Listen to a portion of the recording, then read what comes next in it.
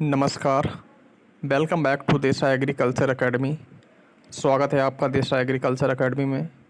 आज के वीडियो में हम जो स्टडी करेंगे agriculture metrology BSc agriculture fourth semester की एक बहुत ही इम्पोर्टेंट क्लास आप सभी के लिए। तो कंटिन्यू करते हैं क्लास को और आप सभी से बता दें आप सभी को कि अगर आप नोट्स और कंटेंट यानी पीडीएफ वगैरह आप लेना चाहते हैं तो ये आपको 499 में मिल जाएंगे भैया। ठीक है, कितने रुपए में? 499 में। बहुत बेहतरीन तरीके में इसमें आपको क्या क्या मिलने वाला है। आपको पूरे 10 प्रैक्टिस सेट मिलने वाले हैं, 10 प्रैक्टिस सेट मिलने वाले हैं और एमसीक्यूज और वन लाइनर क्वेश्चन की पीडीएफ भी आपको मिलने वाली है।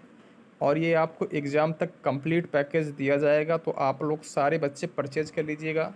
नंबर हमारा एक बार देख लो आप, 81 15 42 55 21। 81 15 42 55 21, ये हमारा कॉन्टेक्ट नंबर है, जानकारी प्राप्त कर सकते हैं आप। क्वेश्चन नंबर फर्स्ट क्या है? ड्राइजल में वर्षा बूंदों का आकार क्या होता है? जो ड्राइजल्स है इसमें वर्षा की बूंदों का आकार क्या होता है? आपके सामने जो ऑप्शंस हैं वो इस प्रकार से हैं। Option number 1 0.5 millimetre, option number 2 1 से 2 मिलीमीटर और ऑप्शन नंबर 3 2 से 5 मिलीमीटर और ऑप्शन नंबर 4 5 मिलीमीटर से अधिक।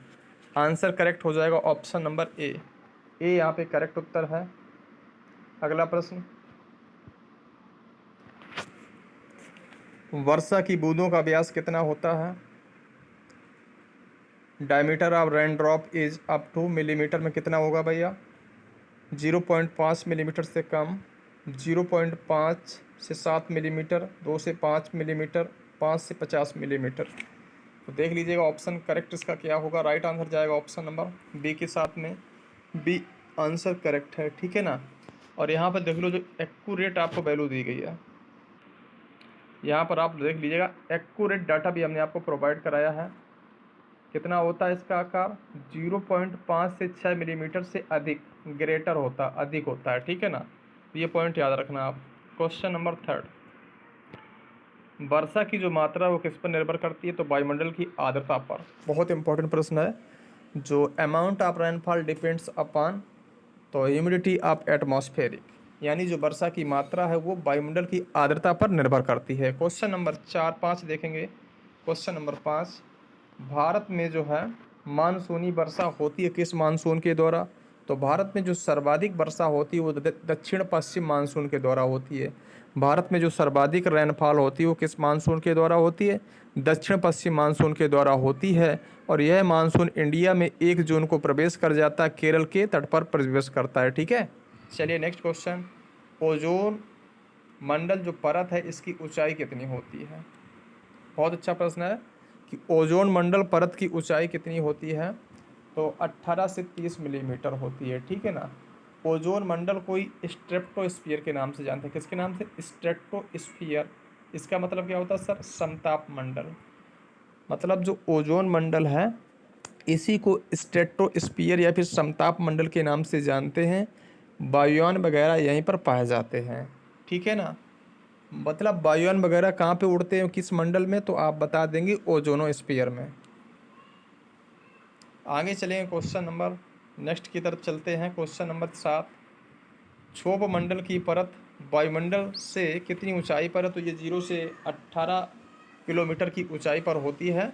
और ध्यान रहे जो भी मौसम संबंधी गतिविधि है, चाहे आंधी हो, चाहे वर्षा हो, चाहे तूफान हो, है ना, चाहे भूकंप हो, इस प्रकार की जो एक्टिविटी है, जो गतिविधियां हैं वो कहाँ पे घटित होती हैं? क्षोभ मंडल यानी ट्रॉपोस्फियर में। वायुमंडल की सबसे निचली परत का नाम अगर आपसे पूछे तो क्या बताएंगे आप? क्षोभ मंडल। वायुमंडल की सबसे निचली परत का नाम बताएंगे तो आप क्या बताएंगे? क्षोभ मंडल। और 0 से 18 किलोमीटर की ऊंचाई तक ये पाई जाती है। ठीक है ना, तो याद रखना आप। नेक्स्ट क्वेश्चन, कौन सी गैसें वायुमंडल के 98% से अधिक भाग को घेरे हुए हैं? तो हम सभी लोग जानते हैं 78% क्या है भैया? तो नाइट्रोजन है। 20% के आसपास क्या है? तो हम कहेंगे सर ऑक्सीजन है। दोनों को ऐड कर दो तो 98% निकल के आ जाता है। तो ऑप्शन नंबर राइट हो जाएगा B options, B options correct है। अब आपके एग्जाम में ज़्यादा समय नहीं बचा, तैयारी कंटिन्यू आप कर दीजिए, ठीक है। क्वेश्चन नंबर नेक्स्ट, अगला प्रश्न है the wind vane is use to determine, जो बिंड बेन है ये किसको डिटरमाइन करने के लिए यूज किया जाता है, तो ये किया जाता है बिंड की डायरेक्शन के लिए। बिंड की डायरेक्शन के लिए किसका यूज करते हैं, वायु की दिशा को मापने के लिए यूज करते हैं अपन लोग किसका भैया, बिंड बेन का। नेक्स्ट क्वेश्चन है सममंडल परत समुद्र तल से डैश डैश तक वायुमंडल की ऊंचाई तक पाई जाती है। सममंडल जो परत है इसको होमोस्फीयर लेयर के नाम से जानते हैं और ये वायुमंडल की 90 किलोमीटर की ऊंचाई तक पाई जाती है। क्वेश्चन नंबर नेक्स्ट, मौसम के घटक means component of Bidar, Bidar के कंपोनेंट कौन कौन से होते हैं, तो हम लोग देख लेते हैं तापमान, आर्द्रता एवं वर्षण, सौर विकिरण, उपरोक्त सभी। तो राइट जवाब हो जाएगा उपरोक्त सभी। मूव ऑन करते हैं क्वेश्चन नंबर नेक्स्ट की तरफ। अगला प्रश्न है कि एक समान वायुमंडलीय दाब को क्या कहते हैं, the line of equal atmospheric pressure is known as isobar. क्या बोलेंगे, आइसोबार बोलेंगे। अगला प्रश्न, प्रत्येक 900 फीट की ऊंचाई पर वायुमंडलीय दाब में कितनी कमी देखने को मिलती है, तो 34 मिलीबार। प्रत्येक 900 फीट की ऊंचाई पर जो वायुमंडलीय दाब है उसमें कितनी कमी देखने को मिलती है, 34 मिलीबार। राजस्थान की अपन लोग जलवायु की बात करें तो कैसी, हॉट एंड ड्राई। राजस्थान की जो जलवायु कैसी, गर्म और शुष्क जलवायु पाई जाती है राजस्थान में। Question number next, national remote sensing agency कहाँ पे है, तो ये है सर हैदराबाद में। स्थापना कब हुई थी, 1974 में, ये भी याद रखना आप। नेशनल रिमोट सेंसिंग एजेंसी है, राष्ट्रीय सुदूर संवेदन एजेंसी कहाँ पे है, हैदराबाद में स्थापना हुई थी 1974 में। अगला प्रश्न देखते हैं क्या है, बहुत बढ़िया तरीके से क्लास को कवर करेंगे हम लोग। अगला प्रश्न है कि क्षोभ मंडल की औसत ऊंचाई में सबसे कम होती है। देखो the average height of troposphere is, तो ये पोलर रीजन से केवल और केवल 8 किलोमीटर होती है। पोलर रीजन से कितना होता है, 8 किलोमीटर, मतलब ध्रुवीय क्षेत्र के बहुत नियर अबाउट में ये होती है, 8 किलोमीटर के ही दायरे में होती है। अगला प्रश्न, the mean sea level atmospheric pressure is, समुद्र तट पर औसत वायुमंडलीय दाब होता है तो 1013.25 मिली बार। ऑप्शन नंबर बी करेक्ट है। मूव ऑन करते हैं क्वेश्चन नंबर नेक्स्ट की तरफ। अगला प्रश्न है वर्षा जैसी मौसम की घटनाएं किस मंडल में घटित होती हैं, तो इससे पहले मैंने आपको बताया था, चाहे आंधी हो, चाहे तूफान हो, चाहे वर्षा हो, चाहे भूकंप हो, इस प्रकार की जो गतिविधि होती है ये क्षोभ मंडल यानी ट्रोपोस्फियर में घटित होती हैं, ठीक है ना। और वायुमंडल की सबसे निचली परत का नाम भी क्या है भैया, क्षोभ मंडल मीन्स ट्रोपोस्फियर। और कितनी पाई जाती है, तो 0 से 18 किलोमीटर के दायरे में ये लेयर देखने को मिलती है। अगला प्रश्न, मानसून शब्द जो है वो किस भाषा का है, तो मानसून एक अरबी भाषा का शब्द है, अरेबिक भाषा का शब्द है मानसून, जबकि जलवायु लैटिन भाषा का शब्द है, ठीक है ना, ये भी याद रखना आप। अगला प्रश्न, फसल उत्पादन के लिए अनुकूल पीएच मान कितना होना चाहिए, तो 20 से 30 डिग्री सेंटीग्रेड होना चाहिए। उत्तर प्रदेश को कितने जलवायु क्षेत्रों में बांटा गया है, तो उत्तर प्रदेश को कृषि जलवायु क्षेत्र कुल 9 में बांटा गया, कितने में, 9 कृषि जलवायु क्षेत्र में। अगर भारत की बात करें, अगर हमसे बात करें भारत की, तो आंसर आप बताएंगे 15। भारत को कितने कृषि जलवायु क्षेत्र में बांटा गया, 15 क्षेत्रों में। और उत्तर प्रदेश को कुल कितने कृषि जलवायु क्षेत्र में बांटा गया, 9 में। अगर आपसे पूछे कि भारत को कुल कितने एग्रो इकोलॉजी जोन में बांटा गया, क्या मैंने बोला, इंडिया को कितने एग्रो इकोलॉजी जोन में बांटा गया, तो आप आंसर बताएंगे 20, ठीक है ना। चलते हैं क्वेश्चन नंबर नेक्स्ट की तरफ। विश्व मौसम विज्ञान दिवस कब सेलिब्रेट करते हैं, 23 मार्च को। 23 मार्च को। 21 मार्च को क्या मनाते हैं, वानिकी दिवस। 22 मार्च को क्या मनाते हैं, जल दिवस। 23 मार्च को मनाते हैं मौसम दिवस। ये सारे फैक्ट्स बेहतरीन तरीके से आप याद कर लीजिएगा, एग्ज़ाम में बहुत ज़्यादा आपको लाभ मिलने वाला है। अगला प्रश्न, वर्षा वाले बादल हैं, तो देख लीजिएगा, वर्षा वाले बादल की बात करेंगे तो ये इसका राइट जवाब हो जाएगा ऑप्शन नंबर डी, मतलब निम्बो स्टेटस और क्यूमुलो निम्बस, ये दोनों ही बहुत बारिश करने वाले बादल होते हैं, ठीक है ना। तो प्यारे बच्चों, क्या कि जो यहाँ पे जो आपको आंसर की दी जाती, जो क्वेश्चंस कराए जाते हैं, बहुत सोच समझ कर, बहुत विश्लेषण के साथ में कराए जाते हैं। जल्दबाजी में नहीं किसी क्वेश्चन का आंसर गलत करें। हमने देखा बहुत सारे जो चैनल वाले हैं जो भी वीडियो अपलोड करते हैं एग्रीकल्चर सेमेस्टर के, तो क्या है भैया, बहुत, मैं बता नाम नहीं कहना चाहूँगा, लेकिन मतलब आंसर की में बहुत सारी गलतियाँ की, तो ऐसा नहीं करना चाहिए, ठीक है ना। क्योंकि आप यही वीडियो देख के जाते हैं और एग्ज़ाम में अगर क्वेश्चन आता है तो आप के साथ अगर गलत होता है तो आपको बहुत दुख होता है। तो मैं नहीं चाहता हूँ कि आपके पेपर में ऐसा कोई हो, इसलिए हम बहुत मेहनत करते हैं तब वीडियो लाते हैं, सारे क्वेश्चन की सटीक आंसर की बना लेते हैं, इसके बाद ही वीडियो अपलोड करते हैं। नेक्स्ट क्वेश्चन, भारत में मानसून के आरंभ की तिथि है 1 जून। 1 जून, और कहाँ पे आरंभ होता है सबसे पहले, तो केरल। केरल में सबसे पहले मानसून आता है इंडिया में 1 जून को। दक्षिण पश्चिम मानसून के दौरान सर्वाधिक वर्षा होती है। याद रखना चाहिए पॉइंट भी आपको। अगला प्रश्न है, वायु की गति अत्यधिक हो जाने पर वायुमंडल की दशा हो जाती है, भाई कैसी होगी, अनस्टेबल होगी, अस्थिर हो जाएगी। बहुत बढ़िया, शानदार। अगला प्रश्न आपके सामने आ चुका है, बहुत बेहतरीन प्रश्न है ये, कि मध्य मंडल तथा आयन मंडल के मध्य संक्रमण पेटी है mesopause. The transition zone between mesosphere and ionosphere, इसको अपन लोग बोलते हैं मीजोपॉज। मीजोपॉज करेक्ट आंसर हो जाएगा। अगला प्रश्न बहुत बेहतरीन तरीके से आपको जानना है कि भारतीय मौसम विज्ञान विभाग का मुख्यालय कहाँ। सबसे पहली बात, इसकी स्थापना कब हुई थी, 1875 में, और नई दिल्ली में इसका मुख्यालय है। आईएमडी बोले तो इंडियन मेट्रोलॉजिकल डिपार्टमेंट की स्थापना 1875 में हुई थी, और वर्तमान में मुख्यालय इसका कहाँ पे, नई दिल्ली में, ठीक है। चलिए क्वेश्चन नंबर नेक्स्ट, पृथ्वी के तरल भाग को इस रूप में जाना जाता है, किस भाग में जानते हैं भैया, हाइड्रोस्फीयर। क्वेश्चन नंबर नेक्स्ट, अल्फा अवधि मौसम पूर्वानुमान की अवधि के लिए उपयुक्त, the short range weather forecast valid for a period. ये काफ़ी अच्छा और इम्पोर्टेंट क्वेश्चन है। देखो, 3 टाइप्स का वेदर फॉरकास्ट, मतलब मौसम की जो पूर्वानुमान है 3 प्रकार से किया जाता है। एक शॉर्ट मतलब अल्प अवधि के लिए, एक मध्यम अवधि के लिए जिसको मैंने मीडियम लिखा है, एक लॉन्ग मतलब लंबे दिन के लिए। तो जो शॉर्ट वेदर फॉरकास्टिंग है वो 3 दिनों से कम या फिर 72 घंटे तक के लिए ही की जाती है, ध्यान रखना आप। जो शॉर्ट अल्प अवधि है मौसम पूर्वानुमान की, वो कितनी होती है, 3 दिन या फिर 72 घंटे, इससे कम ही होगी, इससे ज़्यादा नहीं जाएगी, ठीक है ना। और मीडियम का टाइम क्या है, 3 से 10 दिन, और लॉन्ग का होता है ग्रेटर देन 10 दिन। तो इसका राइट जवाब हो जाएगा ऑप्शन नंबर ए। अगला प्रश्न, एक वर्षा का दिन किसको बोला जाएगा, a rainy day is one the day receiving rainfall. देखो, 24 घंटे में, 24 हावर्स में अगर वर्षा 2.5 मिलीमीटर या इससे अधिक होती है तो उसको रेनी डे बोला जाता है, ठीक है ना। क्या मैंने बोला, 24 घंटे में अगर वर्षा 2.5 मिलीमीटर या इससे अधिक होती है तो उसको रेनी डे बोला जाएगा। नेक्स्ट क्वेश्चन, दिन और रात पृथ्वी के परिणाम हैं, मतलब दिन और रात किसके कारण होती है, तो भैया घूर्णन यानी रोटेशन के कारण। अगर पृथ्वी घूर्णन ना करे तो दिन और रात नहीं होंगे, ठीक है ना।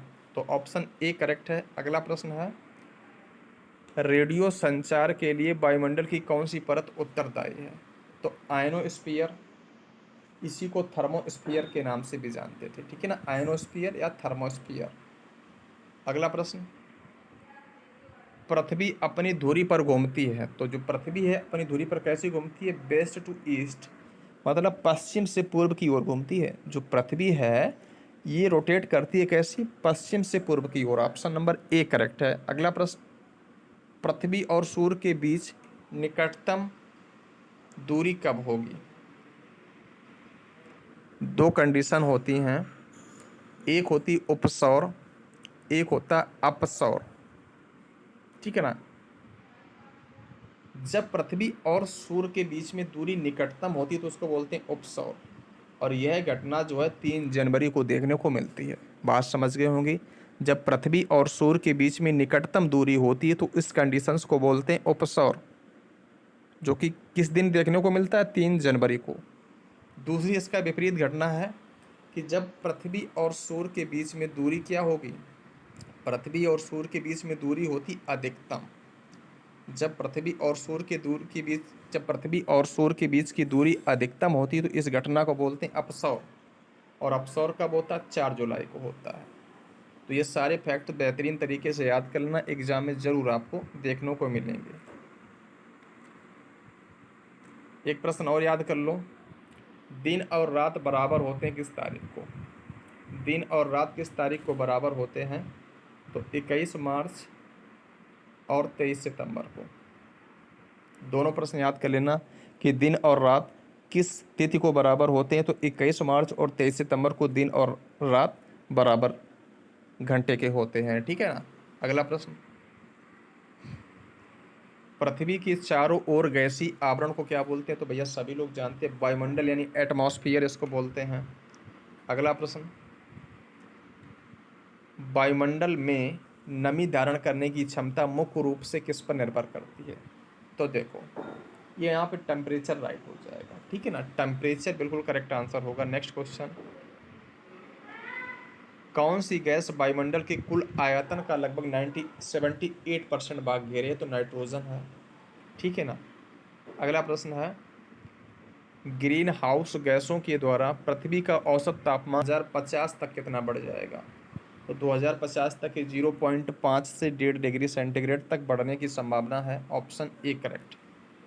ग्लोबल वार्मिंग शब्द का प्रयोग सबसे पहले किसने किया था? तो 1975 में हुआ था, ठीक है ना। ग्लोबल वार्मिंग जो टर्म है इसका यूज सबसे पहले कब हुआ था? 1975 में। ओजोन परत की क्षति को ओजोन परत को क्षति पहुंचाने वाली, मतलब जो ओजोन लेयर है, जो ओजोन परत है, ये वायुमंडल के किस मंडल में पाई जाती है? तो आपको बताना है समताप मंडल। समताप मंडल में ओजोन परत पाई जाती, इस कारण इस मंडल को ओजोनोस्फीयर के नाम से जानते हैं, ठीक है ना। और इस परत को क्षय पहुंचाने वाली जो गैस है वो कौन सी है? Chlorofluorocarbon. Option number C right है। ग्रीन हाउस गैसों में मुख्य रूप से पाई जाने वाली गैस, option number A CO2 CH4 N2O CFC, ठीक है ना। तो ये ग्रीन हाउस गैसों में मुख्य रूप से पाई जाने वाली गैस है। ऑप्शन ए करेक्ट है। इसकी ट्रिक भी होती बहुत बढ़िया, जैसे मीना का जलवा ओ, ठीक है ना, ये ट्रिक है। मी से बन जाएगा मीथेन, ना से बन जाएगा नाइट्रस ऑक्साइड, का से बन जाएगा कार्बन डाइऑक्साइड, जलवा से जलवाष्प बन जाएगा, ओ से ओजोन। तो ऑप्शन ए राइट है। नेक्स्ट क्वेश्चन, दैनिक परिवर्तन गति के दौरा के समय वायुमंडलीय दाब में परिवर्तन होते हैं, तो दिन और रात दोनों में होते हैं। Next, directorate of weather satellite is located, नई दिल्ली में है ये। अगला प्रश्न, मध्य कपासी बादल कितनी ऊंचाई तक पाए जाते हैं? जो अल्टो क्यूमुलस क्लाउड्स हैं, क्या मैंने बोला? अल्टो क्यूमुलस क्लाउड हैं, कितनी ऊंचाई तक पाए जाते हैं? 2 से 6 किलोमीटर।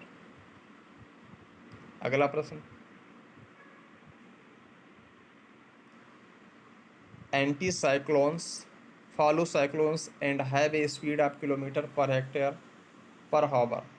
तो ऑप्शन नंबर 30 से 50 करेक्ट हो जाएगा। अगला, क्लाइमेटोलॉजी शब्द की उत्पत्ति, वही है जो क्लाइमेटोलॉजी शब्द की उत्पत्ति किस भाषा की? तो ग्रीक से। जबकि जो क्लाइमेट है यानी जो जलवायु है, ये लैटिन भाषा का शब्द है, ध्यान रखना। जलवायु तो लैटिन भाषा का शब्द है, लेकिन क्लाइमेटोलॉजी ग्रीक भाषा का शब्द है। जलवायु तो लैटिन भाषा का शब्द है, लेकिन क्लाइमेटोलॉजी ग्रीक भाषा का शब्द है, याद रखना।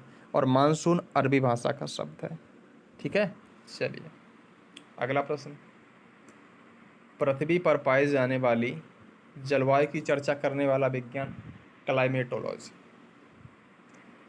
मौसम विज्ञान की उत्पत्ति अरस्तु के किस प्रसिद्ध ग्रंथ में देखने को मिलती है? मेट्रियोलॉजिका में। अगला, क्लाइमा शब्द का अर्थ क्या है? द बर्ड क्लाइमा मीन्स, जो क्लाइमा बर्ड है इसका मतलब होता है स्लोप यानी ढाल से। Next, very short range forecasting, मतलब अत्यंत अल्प अवधि के लिए अगर मौसम का पूर्वानुमान किया जाता है तो उसका टाइम कितना रहता है? तो ये रहता है 12 आवर्स। यानी 12 घंटे। नेक्स्ट,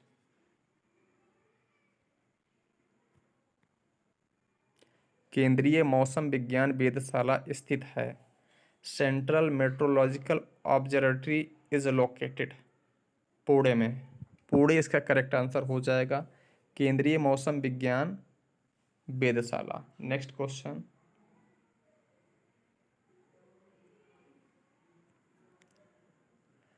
इनसैट का पूरा नाम क्या है? Indian national satellite. Option A right.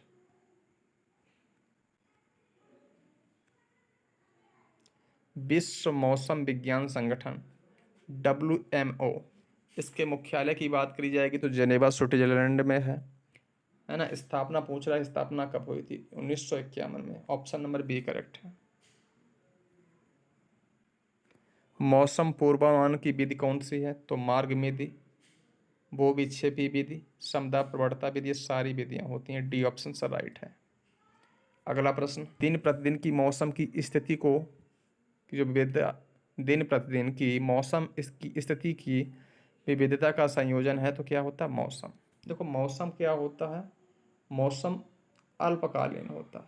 मौसम अल्पकालीन होता है, जबकि जलवायु दीर्घकालीन होती है। मौसम हो सकता है एक दिन में बदल जाए, घंटों में बदल सकता है, सप्ताह में बदल सकता है, लेकिन जो जलवायु है ये इतनी जल्दी नहीं बदलती है। तो ध्यान रखना, यही मुख्य अंतर है इसमें। नेक्स्ट, पारे का हिमांक कितना होता है? तो 39 डिग्री सेंटीग्रेड। एक्यूरेट जो इसका डाटा है वो 39 डिग्री सेंटीग्रेड होता है। अगला प्रश्न, समुद्र तल पर वायुमंडलीय दाब का मान होता है तो 1013 मिलीबार के बराबर होता है। जो समुद्र स्थल है उस पर जो वायुमंडलीय दाब का मान है वो 1013 मिलीबार, यानी 1013 millibar. Question number next,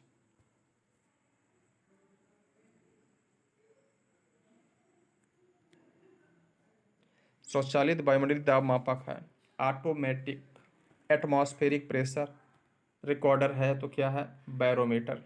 next, 100 millibar किसके बराबर है? तो 29.53 मिलीबार के इक्वल में होता है। और लास्ट प्रश्न है, ऑटोमेटिक रेनफॉल मेजरिंग इंस्ट्रूमेंट, तो ये है हाइटोग्राफ।